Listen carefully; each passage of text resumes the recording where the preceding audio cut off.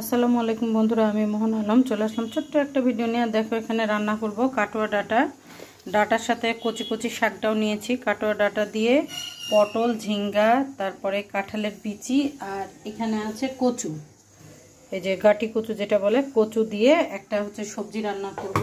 আর এই সবজিটা খেতে কিন্তু অনেক ভালো লাগে। তো চলো দেখতে থাকো আমার আজকের এই ছোট্ট রান্নার ভিডিওটা। আর এই ডাটা কিন্তু পেয়েছি হচ্ছে গিফট,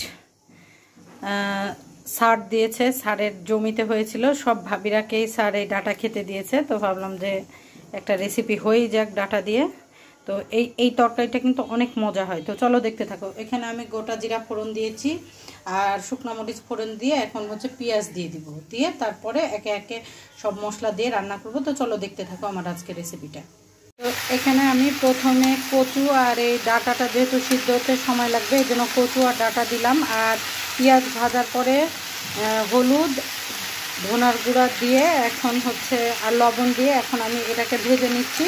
তারপরে একে একে এই সবজিগুলো দিব। আর যেহেতু সবজি অনেকগুলাই, তো একটু ধীরে ধীরেই দিতে হবে। রান্নার পরে অল্প হবে, কিন্তু শুরুতে দেখতে অনেকগুলো মনে হচ্ছে, তো ধীরে সুস্থেই দিতে হবে সবজিগুলো। তো এটা ভেজে নিয়ে আর একটু আদা রসুনের বাটা দিব। তো ভেজে নিয়ে তারপরে অন্য সবজিগুলো দিব।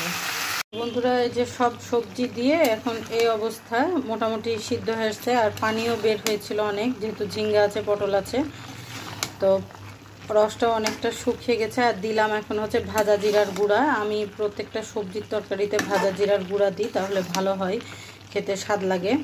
আর সবজিও মোটামুটি যে কচু সিদ্ধ হয়ে গেছে, ডাঁটাও সুন্দর সিদ্ধ হয়ে গেছে, যেহেতু একদম বাগানের ডাঁটা, তো কোনো সার নাই, সারমুক্ত ডাঁটা, এই জন্য ডাঁটাটাও সিদ্ধ হতে কিন্তু সময় লাগেনি। তো এই অবস্থা, এটার রসটা আর কিছুটা মারবো, আর খানিকটা মারবো, তাহলেই কিন্তু আমার সবজি একদম রেডি হয়ে যাবে।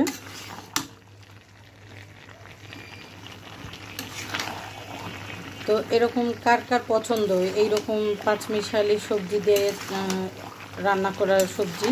আমার তো খুব ভালো লাগে। আর কাঁঠালের বিচি কয়েকটাই ছিল, বেশি ছিল না। ওই মামি কাঁঠাল দিয়েছিল, আমার লিজা মামি, তো ওই কাঁঠালের বিচি 8-10টা বিচি ছিল। তো ভাবলাম যে বিচিটা নষ্ট না করে সবজির মধ্যে দিয়ে দিই। তো এখন হিটটা একটু বাড়াই দিলাম, যেটুকু রস আছে এটুকু একটু টানিয়ে নিব।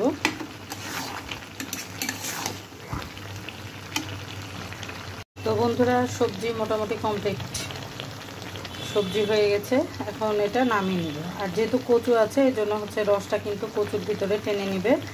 তো আমার রান্না কমপ্লিট।